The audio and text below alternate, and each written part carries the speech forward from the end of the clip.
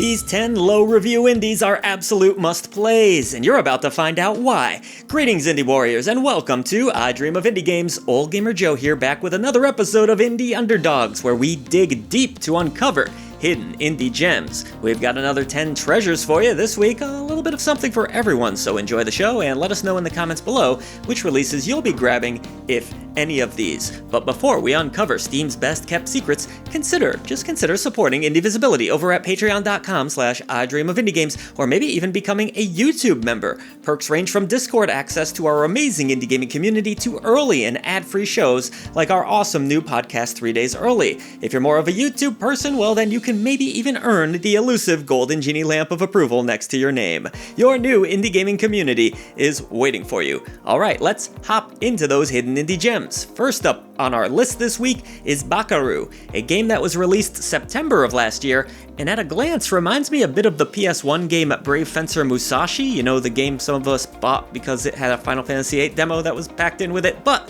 more than that, the game conjures memories of Goemon, aka Mystical Ninja. BAKERU has a pedigree behind it, being developed by Good Feel, who are perhaps best known for working on Kirby's Epic Yarn and Wario Land's Shake It, two AAA releases. Controlling the Tanuki legend BAKERU, you must utilize taiko sticks to take down enemies and free Japan from evil forces. There's plenty of cultural references throughout the game, the combat is quite enjoyable feeling, a bit like a beat-em-up almost, and there's some pretty dope transformations that can take place as well. Mix in some very colorful visuals, a catchy soundtrack, hidden collectibles, and minigames, and you've got yourself a hidden indie gem, because it only has 300 reviews on Steam, which is just insanity. The game is good for both adults and children, as it isn't overly challenging, and while the Switch version is said to have a few frame rate issues, overall the game runs great on PC, and it's playable either way. If you're a fan of 3D platformers, you'll find plenty to like about this one. Now I know we've got quite a few Metroidvania fans on the channel, but sadly this one failed to gain much traction. Turbo Kid was only rewarded with 300 reviews, despite a well-executed concept being a bike-based Metroidvania. The game was based off of a cult classic 2015 film which shares the same name, and it picks up directly after that film, where you'll be navigating your hero through 2D areas that are swarming with nasty monsters. Your BMX bike allows you to reach otherwise unreachable areas, perform various tricks, and more. It is a vital component of the overall gameplay, and I love how they implemented it. Combat has you relying on your melee skills in many instances, slashing down foes with knives and swords. You'll also have the Turbo Glove at your disposal, kinda like the Power Glove, but it actually does something. Much of what fans of the genre enjoy remains here, with a massive map, non-linear progression, quests, secrets, and plenty of NPCs to encounter, all with unique personalities. There's a great retro pixelated style to the game and awesome overall aesthetic that calls back to the 80s. And while a little bit tough at times, the game is an absolute blast that comes highly recommended from Old Gamer Joe. It works very well on Steam Deck too, making it all the more attractive. If you're as big of a fan of the 32-bit era of gaming as I am, then you'll definitely want to pay attention to Lunistice, a game that got decent traction compared to many of the titles we showcase here, but it's still worth shouting out because it's just that good. Developed by a grumpy fox, not literally, that's the name of the company, you'll take control of Hana the Tanuki, traversing various dreams as you journey closer and closer towards the moon. This isn't a big open game by any stretch, as levels are rather linear, though they will test your precision platforming skills. There are 7 unique worlds to take on in total, some pretty cool mechanics to master such as grinding, Tony Hawk style, and even some rhythm-based sections. Thankfully, the controls are very responsive, and even after you think you've seen it all, there's plenty more to unlock. You can even go for new times in speedruns. The game could have easily made my Sonic list, which came out last week, you should check that out as well, but it's a great 3-hour or so experience at a very low cost. You know, one thing that I've noticed since starting this show is that people often sleep on some really great puzzle games. It's a damn shame.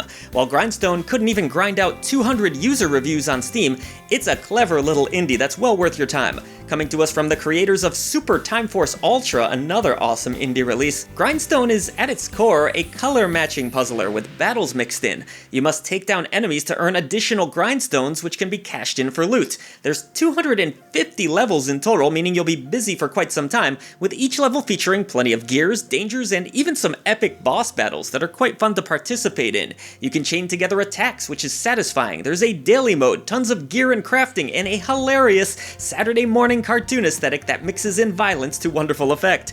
As wonderful as violence can be in a video game, you know what I mean. It does inevitably get a bit grindy, however, but overall, this is an awesome little indie that deserves so much more than it got. I really want to see more puzzle games succeed in the indie gaming scene because I love the genre, and indie devs tend to make them really well. Another Metroidvania for you next. This one is not on a bike per se, however, it is a title that many people slept on, or maybe just forgot about at this point. It's called Ghost Song. Developed by Old Moon and published by Humble Games, this title dropped in 2022 and was made by a solo developer. The reports out there say it was somewhere around 10 years to finish this game. Just insane.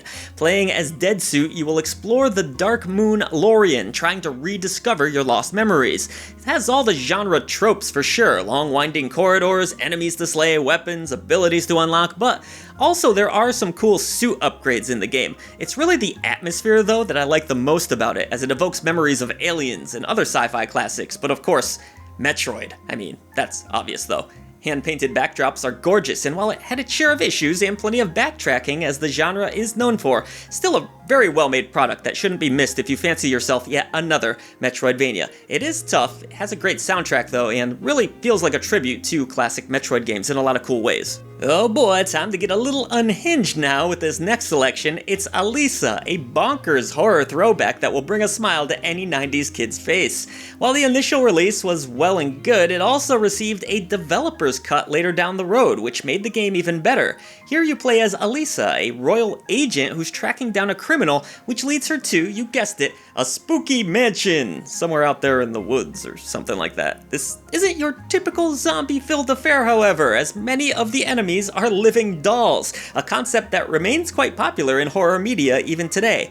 Now, fair warning, you are truly getting a classic experience. That means clunky controls, fixed cameras, limited resources, all of that stuff that comes with the genre. There's some awesome throwback visuals. It's campy, really weird, and so very fun. Not much appeal if you aren't a fan of retro survival horror, of course, but if you are, you'll definitely get something out of Alisa. It's even got a few laughs in it, believe it or not. This next game is so dang good, I can literally feel the pain down into my balls for how few user reviews it has. Curse Crackers, For Whom the Bell Toils. It's a retro 2D platformer at a glance until you realize it's much more than that, pushing players' acrobatic skills to the limit.